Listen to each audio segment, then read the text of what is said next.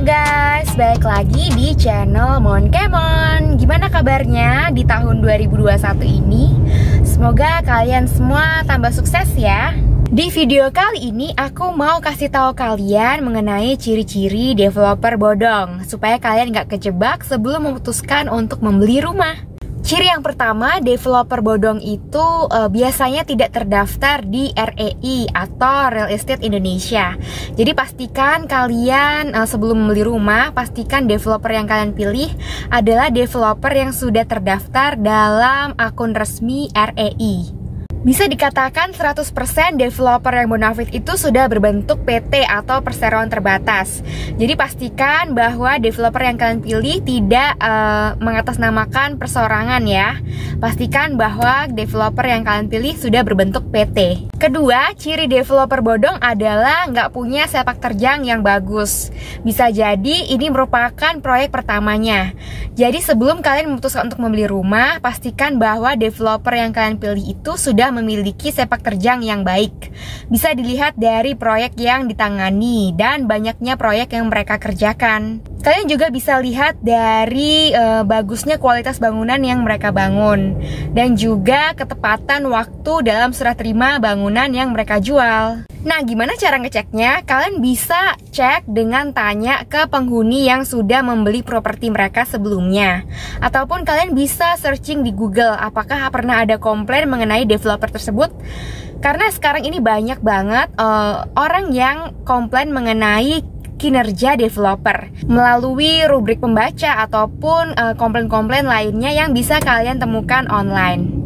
Ciri yang ketiga dari developer bodong adalah bisa dipastikan bahwa developer tersebut nggak bekerja sama dengan bank, atau bisa dipastikan bahwa developer ini menawarkan rumah dengan harga murah dan menawarkan bahwa calon nasabah dapat mencicil langsung ke developer tersebut. Nah, developer yang bagus adalah developer yang bekerja sama dengan banyak bank. Semakin banyak bekerja sama dengan bank, maka semakin terpercaya developer tersebut. Dengan kata lain, banyaknya bank menentukan kinerja dari developer tersebut. Nggak mungkin kan bank mau bekerja sama dengan developer yang kinerjanya buruk. Kalian harus pastikan bahwa developer tersebut bekerja sama tidak hanya dengan bank pemerintah atau BUMN, tetapi juga swasta yang besar seperti BCA mungkin, atau bank swasta lainnya yang besar. Developer bodong yang keempat adalah tidak memiliki kantor marketing galeri yang jelas. Dalam artian bisa saja mereka membuat kantor marketing fiktif dengan menyewa ruko yang bisa saja sewaktu-waktu mereka pindah tempat, ataupun membangun ataupun biasanya mereka tidak membangun rumah contoh. Nah, itu kalian perlu waspadai dan teliti lebih lanjut apakah mereka betul-betul developer yang bagus atau enggak. Jangan sampai kalian melakukan transaksi dengan developer bodong tersebut dan kalian kaget bahwa marketing galerinya sudah nggak ada di tempat.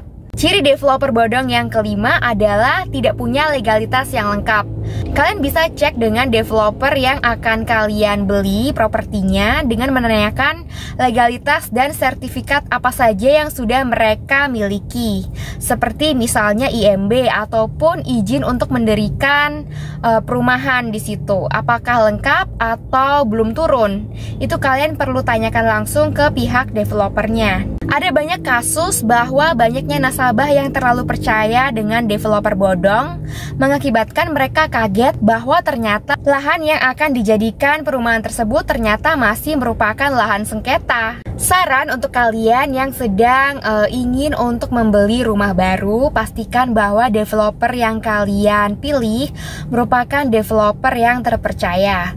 Pertama adalah nama besar. Itu wajib kalian ingat-ingat ya, bahwa developer yang memiliki nama besar tentu saja seharusnya terpercaya. Setelah itu kalian perlu menanyakan proyek-proyek apa saja yang sudah mereka kerjakan. Dengan demikian kalian bisa cross-check, bisa melalui online, cek di Google. Kalian bisa cross-check apakah benar proyek-proyek yang mereka katakan merupakan milik dari developer tersebut. Nah, kalian bisa lihat kualitas proyek yang mereka kerjakan. Apakah bagus, fasilitasnya memadai, sehingga penghuninya nyaman dan harga propertinya meningkat dari tahun ke tahun. Itu perlu kalian perhatikan juga ya. Mengenai legalitas, kalian juga perlu perhatian khusus.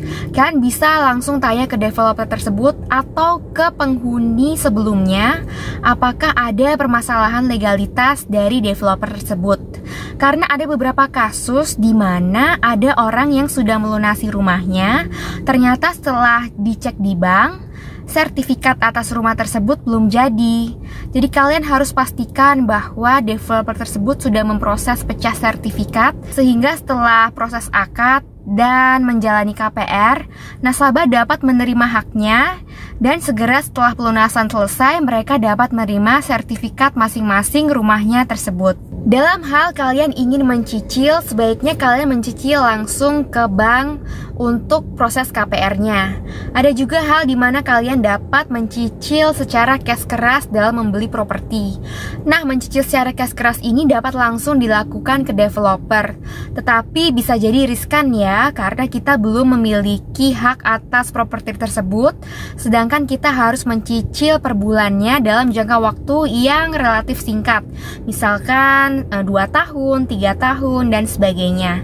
Nah, dalam mencicil proses cash keras ini, kalian harus pastikan bahwa developer yang kalian pilih adalah developer yang dapat mempertanggungjawabkan kinerjanya. Oke, sekian dulu video dari Monkemon kali ini mengenai ciri-ciri developer bodong. Pasti banyak banget di antara kalian yang mungkin hampir atau bahkan pernah ditipu oleh developer bodong. Karena kasus developer bodong ini sudah banyak menimpa masyarakat Indonesia. Share yuk bagi kalian yang punya pengalaman dengan developer bodong ini. Tulis komen di bawah ya. Oke, sekian dulu video dari Monkemon kali ini. Dukung terus channel Monkemon dengan like, komen di bawah, dan juga subscribe. Jangan lupa share video ini sebanyak-banyaknya ke teman-teman kalian, ke saudara kalian, dan ke orang-orang terkasih kalian, supaya nggak ada lagi orang yang ditipu dengan developer bodong ini. Pokoknya jangan sampai tertipu oleh developer bodong, apalagi hanya karena diiming-imingi oleh harganya yang murah. Terima kasih, bye-bye.